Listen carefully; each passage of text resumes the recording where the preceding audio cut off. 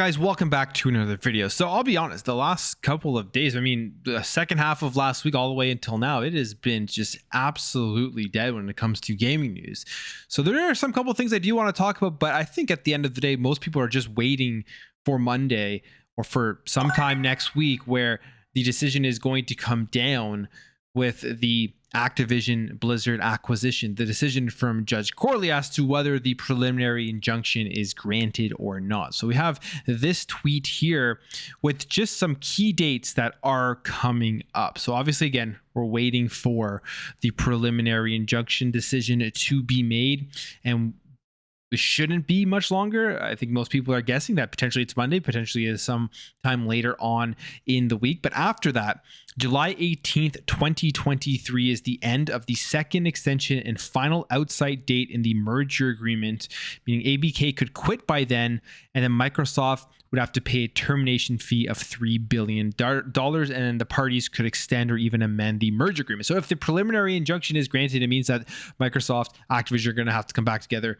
and renegotiate the deal or walk away from it. I think the speculation right now from things that we have heard, even from what Bobby Kotick said in court, was that they're probably going to be walking away if it does get granted. Now, before July 18th, there is going to be a couple of other decisions from Canada, Turkey, and Australia. And I believe from the Canadian perspective, the deadline has already passed for them to actually try to go in there and block the deal. They did write that letter. I believe that's just probably political posturing, essentially just to agree with whatever the United States wants to do. But I mean, who knows? But it doesn't seem like Canada even is able to block this deal right now. And then Turkey and Australia still have to make a decision. And then New Zealand as well have to make their decision by July 17th. So we'll see what happens. We did see their Keystone report where they said that they don't see any incentive for Microsoft to take Call of Duty away from PlayStation. Now, after those deadlines passed, there is going to be the 24th, which is a deadline for the CMA to file and serve its skeleton argument for the CAT hearing. And then the 28th, the CAT appeal main hearing will begin. And then if it goes all the way to the in-house trial, August 2nd for the FTC, that's going to be a major date. And then late August to sometime in September is going to be the decision from the CAT, which is Microsoft's appeal to the CMA's decision to block the deal. And then from December 2023 to January 2024, a decision from the FTC administrative law judge if it happens. So those are the key dates. We are really, really reaching the end game, and I think it all really relies here on the preliminary injunction decision. Now, when it comes to the actual deal itself, people have been looking at this tweet as, is it indicating anything that they're confident that the judge is going to make the decision to not grant the preliminary injunction? As Activision Blizzard tweeted this out saying this is what pure confidence looks like with Crash Bandicoot. And then you have Lulu Chang Meserve replying to that saying Riz. So I don't know. It doesn't really mean anything to me. It just seems like a funny interaction. I wouldn't put too much weight on do they have any information as to where they believe the judge is leaning. I think this was just something that was funny to put up, but people are actually putting weight on this as them thinking this means that they know what the decision is going to be. But again, we will wait and see. Now, besides Activision Blizzard, not too much stuff other than the $1 Xbox Game Pass Ultimate deal is back, which is extremely interesting because we saw that they had taken that away and it seemed like they were done with it. It seemed like the deal had lasted so long, you couldn't logically think they were going to do that forever. And they probably had reached a point where it didn't make any more sense to offer the $1 deal.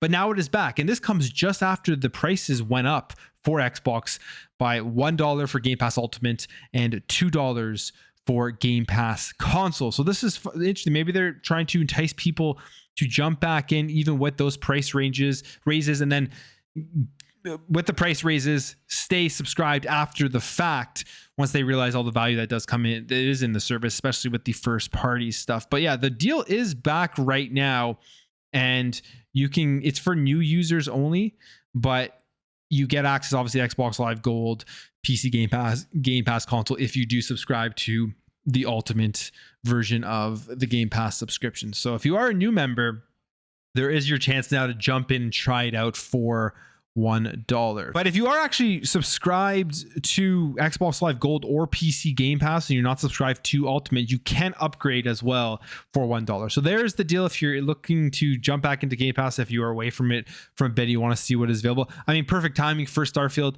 that's probably why they're doing it now, to try to get people locked in a month or so, 2 months before Starfield comes out. Try out some of the stuff in there, knowing that they're going to stay subscribed for Starfield, which is a game that is going to take people lots of time to beat. Like, there's going to be people playing this all year round.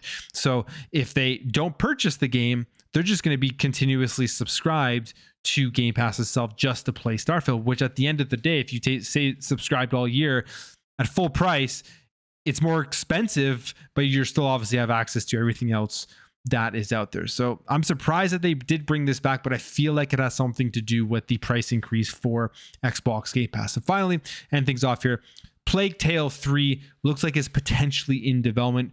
The games were critically very successful, and they were on Game Pass as well. These were major third-party releases onto Xbox Game Pass. So hopefully, if this is actually in development, the third one is going to be coming to these services as well. But why do we think it is in development?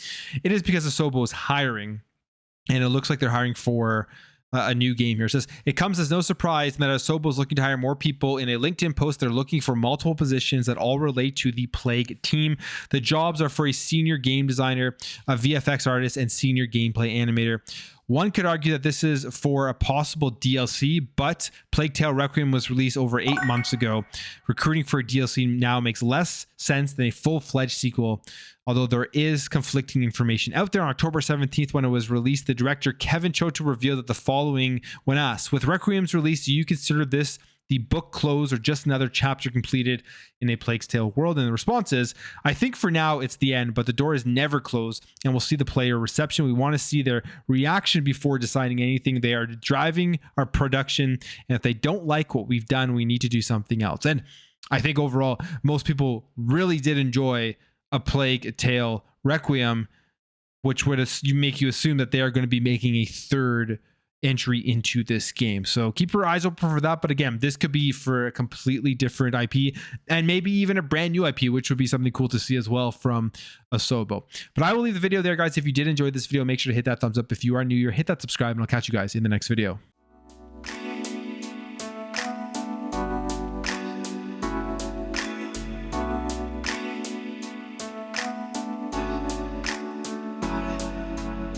We'll be right back.